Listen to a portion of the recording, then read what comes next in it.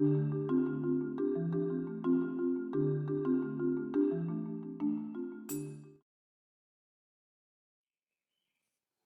tarde, Dr. João Bosco. Eu tenho muito prazer de estar aqui. Aliás, já tinha lhe dito, né? Desde julho eu estou fazendo uma série de gravações com pessoas que eu admiro muito. E essas pessoas estão me dando o prazer de me contar um pouco da sua experiência, por que que eu admiro, e é tudo isso que eu estou querendo tirar do senhor hoje também. Obrigada por me receber aqui em sua casa. Aliás, foi aqui que o meu marido me trouxe quando, e aí já começa a explicar como nos conhecemos. Nós tivemos uma série de problemas com a nossa casa, onde moramos até hoje, uma reforma que, por termos antecipadamente pago, os arquitetos nunca mais apareceram. E aí um amigo, que é comum, o Dr. Osmar, indicou o senhor e não conhecíamos. E o meu marido falou: vamos até a casa dele. Ele faz questão que você vá lá. Eu falei: mas na casa dele à noite? Ele falou: não, ele trabalha lá. E aí eu desci aqui. Nesse mesma parte aqui do subsolo, né, estava todo iluminado com esses arcos. Eu tive uma sensação que eu estava entrando num templo. Era uma coisa interessante, assim, uma paz, uma tranquilidade, né? Mas eu saí tão impressionada daqui. E uma outra coisa, que foi até uma brincadeira que você falou, você, olha, eu estou fazendo pela amizade que eu tenho com o Osmar, não pensando em vocês pagarem, porque eu ficava imaginando como iríamos pagá-lo. Nunca tínhamos tido um arquiteto assim na nossa vida, no início de casados, né? Mas, enfim, doutor João Bosco, eu queria que o senhor mostrasse um pouco dessa sua visão, dessa sua concepção de arquitetura, e acho que está tudo ligado um pouco à sua infância, pelo que eu fiquei sabendo agora da nossa breve conversa, não é? Como é que foi então toda essa influência da infância, da sua irmã, das suas memórias? Como foi tudo isso? Doutora, eu correspondo a esse seu boa tarde e realmente a minha vida foi uma vida que teve peculiaridades que me deram, talvez de uma forma direta ou indireta, condições de armazenar imagens, sons, aromas, ou seja, a O senhor percepção tem dos uma memória sentidos privilegiada, então. é razoavelmente privilegiado. Eu consegui saber alguns poemas, a Via Láctea do Olavo Bilac, eu sabia toda. A sua irmã, né, pelo que eu soube, Tudo isso aconteceu porque eu sou de uma família de 9 irmãos. E nasci no Amazonas, como todos os meus irmãos, todos nós, como toda a minha família. E nós fomos, no período que antecedeu a Segunda Guerra Mundial, nós fomos fazer uma viagem que era a pretensão do meu pai de que fosse uma viagem pela Europa. Desembarcamos em Portugal e quando pretendíamos sair de Portugal para o resto dos para países. fazer essa viagem, né, planejada, nós tivemos a notícia da Segunda Guerra Mundial que se iniciou naquele ano. Eu tinha 3 anos de idade. 3 anos. 3 anos de idade. Nós só conseguimos voltar de Portugal, que era um país neutro, 3 anos depois. Todos os meus irmãos eram músicos. E eu, com 3 anos de idade, que cheguei lá, ainda não tinha me iniciado na música. A minha irmã mais velha, ela era uma espécie de chefe de trope. Nós éramos como uma trope de 9 né, filhos. 9 irmãos. E ela começou a me obrigar a decorar a canção do Timbira de Gonçalves Dias. Né? Eu acho que consegui aprender quando eu já tinha quase 5 anos.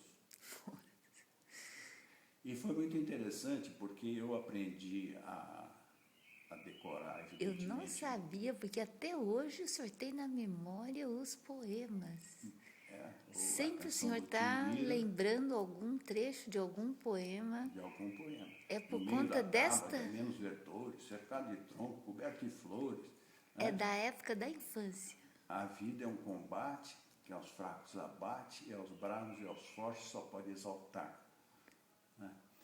Então, eu aprendi a decorar antes de saber ler e escrever. Meu Deus. Isso me proporcionou uma capacidade, como eu digo, de armazenar coisas. E nós, isso é uma convicção filosófica que eu adoto de uma forma profunda. As melhores pessoas que eu conheci na minha vida foram as pessoas que tinham profunda consciência de transitoriedade. Nós somos seres que passam. E outra peculiaridade dessas boas pessoas que eu conheci foram as pessoas que tinham consciência plena de que elas eram imperfeitas. Eu tenho consciência plena de que eu sou um ser imperfeito. Isso me torna mais tolerante, porque eu não vou idealizar a mulher ideal, os amigos ideais, os filhos ideais. Eu vou apenas aceitar os amigos ideais porque eles são como são. A mulher ideal porque ela é como é. Os filhos ideais porque eles são como são. E não produto da minha idealização. Isso Que nos frustra dá, muita gente, né? Quando idealiza e não corresponde. não corresponde. Isso nos dá uma certa tranquilidade de, até por uma questão de inteligência, coisa que não é muito peculiar à minha modesta pessoa, nos dá a vantagem de, não pretendendo que os outros sejam perfeitos, viver num mundo onde a gente não leva desvantagem, porque eu, sabendo que eu sou imperfeito, se todos os outros 7 bilhões de seres que estão no planeta fossem perfeitos, eu estaria liquidado, eu estava desempregado, porque no mundo de 7 bilhões de perfeitos, eu imperfeito como sou. Então, o puritanismo, muitas vezes, é um mal terrível para a humanidade. Haja visto a Inquisição e todas essas bobagens. Mas voltando na minha modesta história, eu guardei imagens. Eu visitei o convento dos Jerônimos. Quando eu comecei a frequentar a obra, que eu saí do mundo da pretensão de ser jornalista e tive uma filha que me obrigou a ter que alimentá-la, tive uma família que me obrigou a ter compromissos com elas, eu fui trabalhar com obra. E eu fui fazer o quê? Aplicar todas as imagens como se fossem peças de um quebra-cabeça no meu trabalho. Recolhendo aquelas imagens todas e montando encaixando. quebra-cabecinha. Aí eu comecei a perceber que eu satisfazia os anseios das pessoas, porque eu era suficientemente sensível para colocar o meu eu abaixo das necessidades emocionais, físicas e culturais das outras pessoas. Depois, não impor as suas visões. Absolutamente nada. As coisas têm que ser espontâneas. As pessoas não são melhores nem piores umas com as outras, em relação às outras. Elas são compatíveis ou incompatíveis. Se as pessoas me procuraram, se a doutora Consuelo chegou à minha casa e encontrou fatores de afinidade entre aquilo que eu produzia e o que ela desejava, propiciou que eu pudesse servi-la. E quando a doutora fez menção a pagar, é impressionante como o monetarismo tomou conta da cabeça dos seres humanos. A doutora pagou. A amizade que nós temos é produto desse pagamento. As coisas não são pagas necessariamente com dinheiro.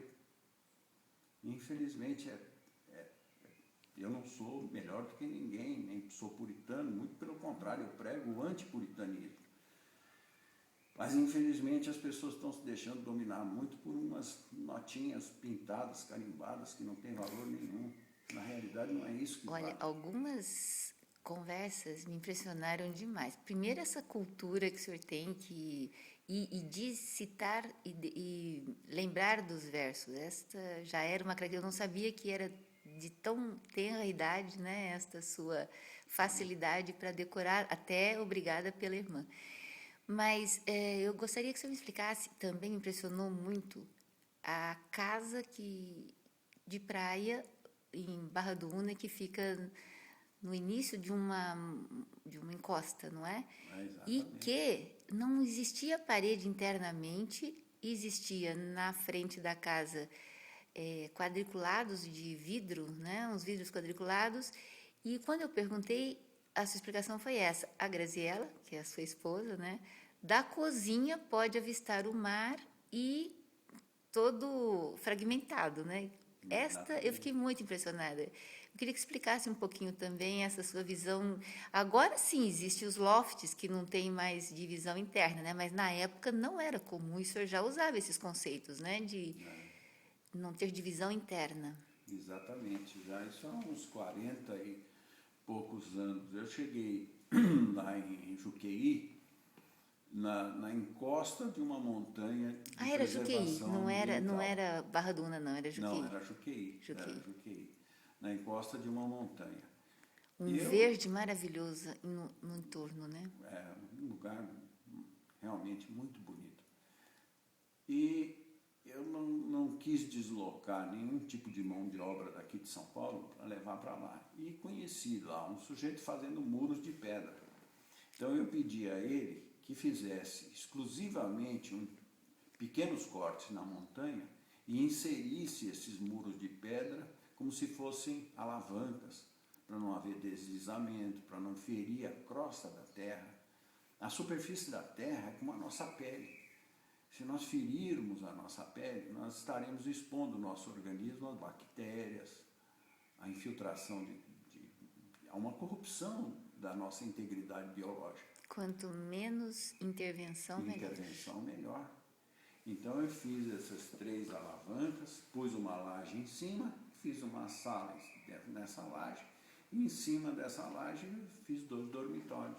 Era o que nós Ah, e de precisávamos. baixo dava para comunicar com o Todos os corredor. O ambientes, corredor, todos ele os era, ambientes. ele percorria, né, toda a área, como eu falei, um pé direito duplo, não é, que tinha a casa. Exatamente, era simplesmente um espaço integrado, Agora a gente vê como é comum essa concepção, essa né? concepção Mas era inovadora na época. muito inovadora. Isso foi uma coisa que eu acho que se o homem se deixar conduzir um pouco, ele baixar um pouquinho a bola, ele se deixar conduzir. Tem um princípio que diz: os fados conduzem docemente aqueles que se deixam levar e arrastam os que resistem. Doutor João, eu imagino como seria diferente a nossa casa se nós o tivéssemos conhecido antes. Por quê? Quando o senhor chegou, o senhor disse: olha, o que eu faria com este declive deste terreno? Eu nunca teria nivelado como vocês nivelaram, né? A gente já comprou com pilares enormes para ficar como se fosse uma casa num terreno plano, quando na verdade poderiam ter sido aproveitados todos os declives, né? O Exatamente. senhor não altera a declividade do terreno, o senhor Não, projeta aproveitando a declividade. exatamente, porque se nós tivermos um terreno em declive e nós nivelarmos o terreno, nós vamos ter que fazer escadas Muitas fora dos escadas. ambientes internos. E se escadas fora dos ambientes externos, e mais agora, são perigosas, o sujeito fica sujeito à chuva, é melhor fazer da casa uma escada. Usa um ambiente, você transita de um ambiente com o outro. O importante é a relação de uso entre os ambientes. Ninguém sai da Não, e o senhor sala. ainda conseguiu melhorar muito a nossa casa, lembra? Para não serem Acho que deu aquelas escadas enormes, né, intermináveis. O senhor foi dando lances e quebradas para tornar amena, né, a subida. Mas isso tudo vem do seu conhecimento cultural, de um conhecimento geral Não, existe um conhecimento técnico. técnico. Existe um conhecimento técnico. Na arquitetura, um arquiteto tem no currículo dele matéria que permite a ele fazer um edifício de 100 andares, desde que ele se dedique àquela matéria. Em geral, o arquiteto é mais fluido, é mais espacial, mais platônico, ele vive um pouco mais nas nuvens, né? Ele não é socrático assim, consistente, né? Mas ele tem condições de ter um conceito estrutural, de saber o que é uma estrutura, de saber o que é um momento fletor, de saber o que é um cisalhamento. Ele tem essa informação. E a técnica. Outra coisa boa é conhecimento, um pouquinho de conhecimento da física. Eu queria muito que explicasse sobre uma casa que eu soube que foi desenhada, projetada para circular naturalmente, né? O vento fazendo correntes de circulação e também a luminosidade. Hoje é o que a gente chama de construções sustentáveis, né? Mas também na época era uma novidade muito grande, né? Essa casa foi muito comentada, né? Foi fotografada, Filmaram, acho que novela, fizeram gravações de novelas e tudo. Essa casa, aí entra a física, né? O vento é o ar em movimento. O sujeito liga um ventilador porque o vento do ventilador é agradável, ameniza o sentimento, a impressão de calor, porque renova o ar que está em torno da pele. Eu acho que para todas as profissões um pouquinho de cultura ajuda. Não a cultura ostensiva, arrogante, presunçosa, mas aquela cultura simples. O Sócrates era sapateiro. Se ele fosse pedir emprego hoje para alguém, me traz o teu currículo, o que é que você faz? Eu sou sapateiro. Ia ficar desempregado, mas era o Sócrates. Mudou o conceito da humanidade. É um homem simples. Esses meninos que deram esse golpe, que botaram os Estados Unidos agora de joelho diante do mundo, eles eram todos formados por Harvard, por Cambridge, uma arrogância, uma presunção. Eles só sofisticaram a perversidade latente deles, inerente à própria natureza deles. O ser humano é um ser perverso. Se ele não sofrer, ele não ameniza essa perversidade. Ele vai ser sempre arrogante, sempre presunçoso. Eu me lembro no enterro da sua mãe, doutora, deixa eu fazer um desabafo aqui. A doutora me apresentou um procurador da República. E eu, na minha simplicidade, eu sou nada mais, nada menos que um mero pedreiro, em edição melhorada, talvez. Eu tive a infelicidade de chamar esse moço, era um mocinho, de você. Ele me olhou com uma cara, doutora, que se eu acho que ele tivesse uma arma, ele teria me dado um tiro. Ele acha que queria que eu chamasse ele de Sua Excelência. Outro dia eu vi um deputado, Gabeira, chamando de Sua Excelência o presidente da Câmara dos Deputados, lá em Brasília, de ladrão. Sua Excelência é um ladrão. Se esse tratamento tão ostensivo, tão pomposo, qualificasse alguém, ele não chamaria o sujeito de ladrão. Não, eu admiro muito o senhor, porque realmente você tem uma visão crítica e procura ser coerente. O senhor é muito coerente com tudo que faz, com tudo que fala, preserva demais os valores, não é? E eu vou insistir mais uma coisa inovadora, porque hoje eu gosto demais, que é frequentar essas padarias que hoje são boutiques, né? E eu fiquei sabendo já que a concepção também foi sua e num bairro de Perdizes. É verdade isso mesmo? É verdade. Não existia ainda, né, esse conceito. Eu adoro tomar um cafezinho, ler um jornal antes de começar o meu dia, ou quando eu estou cansada. E aí fiquei sabendo dessa sua iniciativa, né? Está sempre inovando bem antes da coisa virar moda. Doutora, é como eu digo, se a gente deixar que a providência divina, um arquiteto do universo, ele crie na gente as coisas que ele tem vontade de criar, a gente passa a ser só um instrumento, apenas um instrumento. As coisas vão acontecendo naturalmente. E não é... O Fleming, se ele não tivesse deixado cair aquele fungo, aquele mofo da laranja numa plaquetazinha onde ele tinha bactérias, ele não teria descoberto a penicilina. A penicilina já estava Antes, como era então? A padaria era... A padaria, voltando à padaria. Era só uma... É que eu gostei demais da ideia da padaria. Olha, eu tinha... pessoas que viram fazer casas assim, com um pouco mais de padrão, e elas tinham interesse em investir. E tinha um grupo que tinha padarias, e um dos sócios desse grupo se tornou meu investidor, meu sócio. E o irmão não quis ficar construindo casas para venda, né? Queria uma padaria. Aí disse, João, você pode orientar Eles nem lá. estavam no ramo de padaria, então? Eles estavam no ramo de padaria. Mas a padaria tradicional. Naquelas padarias que eram umas pocilgas, ninguém conseguia nem entrar. Foi feita uma revolução cultural nas padarias. Aí eu disse para ele, olha, eu posso fazer uma padaria para você, mas eu preferia que você aceitasse a ideia de fazer uma padaria que não vendesse cigarro, que não vendesse cerveja, nem chopes, que não tivesse copa. Em vez de copa, faz a parte de doces de uma maneira mais ostensiva, dá um arzinho assim, vamos dizer, europeu, talvez uma madeirinha, para dar a impressão que você passou pela Suíça um dia, mas não precisa nem passar, porque hoje você vê em vídeos, né?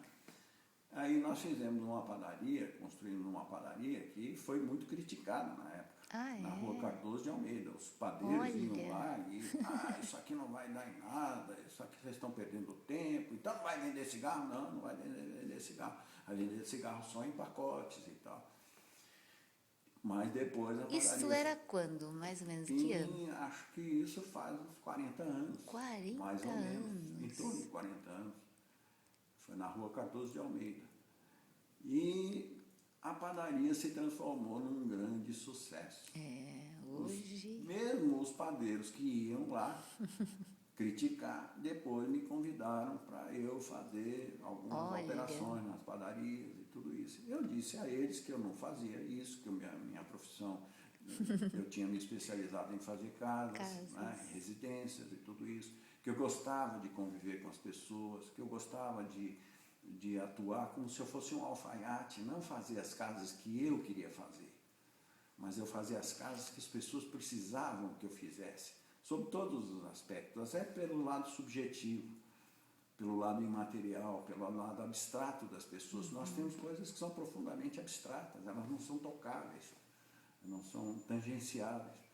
E aquilo era a minha cachaça, o meu vício, o que eu gostava de fazer. Essa ideia do alfaiate é fantástica, né? Quer dizer, tem que ajustar a roupa de acordo com... O corpo Você estava da dizendo, pessoa. Se o braço é maior, tem que fazer a manga maior. Manga maior. O arquiteto ele tem que ser alguém que alguém usa para atingir determinados objetivos, materiais ou imateriais, subjetivos ou objetivos. A pessoa precisa de um espaço muito grande, porque tem que colocar 4 filhos no mesmo quarto, coisa que ele faz maior, mas ele tem coisas que são subjetivas.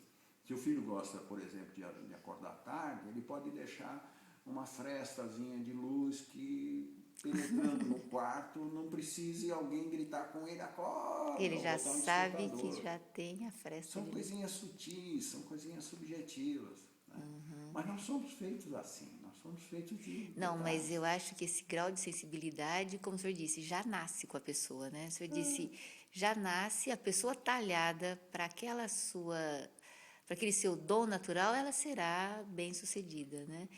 O senhor está sentado, a gente consegue visualizar as janelas, e que o senhor me contou que foi de obras, né, que o senhor atuava, porque o senhor tem essa imagem de aproveitar as madeiras, né, até caixotes de... Caixotes de quê que o senhor já chegou a aproveitar? O senhor aproveita toda a madeira, né? Até, eu vou até mostrar ali, olha só, que coisa linda. Todas essas janelas foram tábuas de construção? Tábuas de construção, era material de demolição, nós somos... Aliás, como o senhor aproveita coisa de demolição, coisa que é mais recente, né? Então, na época que o senhor começava a aproveitar, não era muito comum. Não era comum fazer isso. Não era comum. Nada se cria, Nada se perde, tudo se transforma. É verdade. Nós não estamos aqui criando nada, nós não criamos a luz, não criamos o espaço, o ar. Alguém já fez isso pela gente. Mas, de alguma forma, doutor João, o senhor consegue preservar o seu estilo de vida? Porque eu vejo que a sua casa é, de uma forma, o seu mundo, porque é muito difícil, nos tempos atuais, ter todo o conforto que o senhor tem, tudo é feito domesticamente, não é? Eu fiquei impressionada. A sua esposa, Graziela, além dela cozinhar muito bem, às vezes ela mesmo pinta os armários da cozinha. Eu chego, tá diferente, ela fala, olha, quer dizer, é impressionante, né, como vocês têm esta percepção de nosso ninho, né, nossa casa, vamos cuidar dela. É verdade. E a Carolina, eu agradeço muito, o senhor dá muita orientação a ela, a minha filha é arquiteta, né? O senhor já deu tantas orientações, e ela, agora eu acho que ela começa a ter também essa percepção. Eu estou puxando um pouco para esse lado, na medida em que a gente quer, nesse instituto, desenvolver qualidade de vida e conceito de felicidade. O senhor disse, a felicidade é como um arco-íris, não é? E é verdade, eu gostaria que você explorasse um pouquinho isso, porque eu, até inspirada pelo professor de inglês, que me ajuda muito nas concepções do que eu estou fazendo na vida, ele me disse, não adianta você só falar de bem-estar, acrescente felicidade, que é o que todo mundo busca na vida. E o senhor acabou de me dizer que é como um arco-íris, que todo mundo realmente tem esse projeto, né? Embora não seja alcançável. A Carolina também agora vai trabalhar com o que a gente chama de espaços de felicidade, inspirada naquele livro sobre a arquitetura da felicidade. E acabei também de ver uma dessas revistas de decoração onde dizia que a casa tem que ser um ninho. Há muito tempo o senhor prega essa ideia, não é? Exatamente. E qual é a ideia sua, então, de felicidade? Doutora, olha, a doutora conhece bem a minha vida. Nós temos tido missões árduas, difíceis, duras, mas nenhuma dessas situações de dificuldade pelas quais nós temos passado tem destruído aquela coisa da criança que consegue sonhar, que consegue... Muitas vezes a doutora demonstrou preocupação em relação a Carol, no que se refere ao comportamento dela, às excentricidades dela. Exatamente. A sua explicação foi, para mim, essencial. Ao fato exatamente dela trocar, às vezes, o dia pela... Estávamos, então, falando sobre a perspectiva da felicidade, e realmente eu sei de todas as dificuldades da sua vida, e estávamos falando, então, que aquela criança, aquele sonho de criança não deixou de existir. Qual é a sua percepção? A doutora hoje falou lá na presença do Euclides, que esse gênio da medicina, que está lá na nossa Copa, essa pessoa que deveria ter, inclusive, um reconhecimento maior do que tem. Mas é tal coisa, a injustiça, ela é natural. Tudo que os seres humanos fazem é próprio da condição humana. Nada deve nos surpreender. Então, a doutora falou de como valia a pena não saber. O direito de não saber. O direito de não saber. Né? Veja como as coisas simples envolvem sabedoria. Saber é uma coisa. O sujeito pode conhecer profundamente matemática, direito, física. Ele é detentor de saber. Agora, sabedoria não é saber necessariamente, dentro dessa concepção do saber que nós temos, especialmente no mundo ocidental, que saber ter uma conta bancária muito grande, saber sempre resulta em grandes investimentos ou coisas desse tipo. Mas, enfim, nós não estamos aqui para consertar o mundo. Mas voltando à felicidade, doutora, a felicidade é a tal coisa, ela pode... não sei se a doutora já viu a larva de um pernilongo dentro de uma de um copo.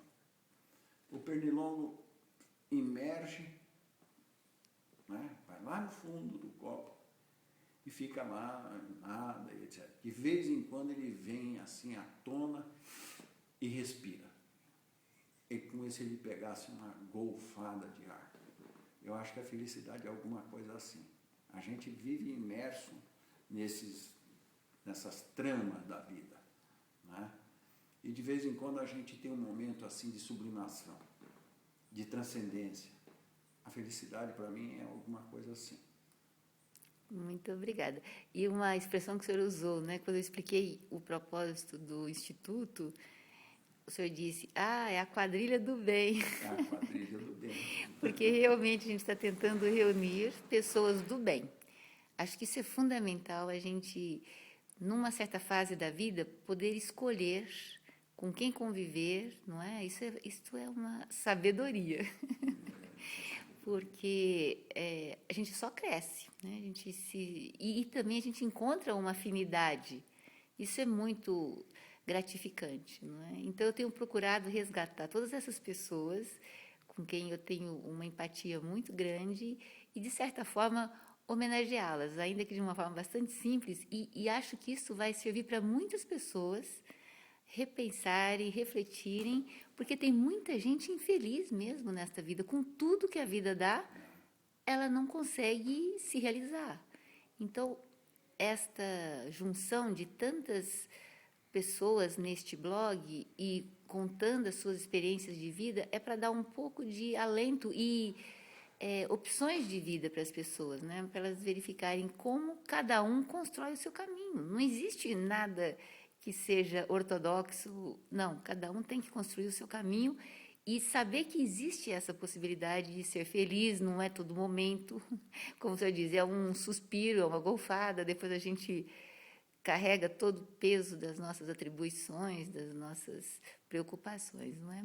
Mas, doutor João, é uma admiração que eu tenho muito grande e pela sua família toda, todos são admiráveis e sob a sua batuta. Eu acho que agradeço também tudo que o senhor tem feito por nós, pelo Rubens, pela Carol, pela nossa família. Obrigada, doutor João. Nós somos irmãos. Obrigada.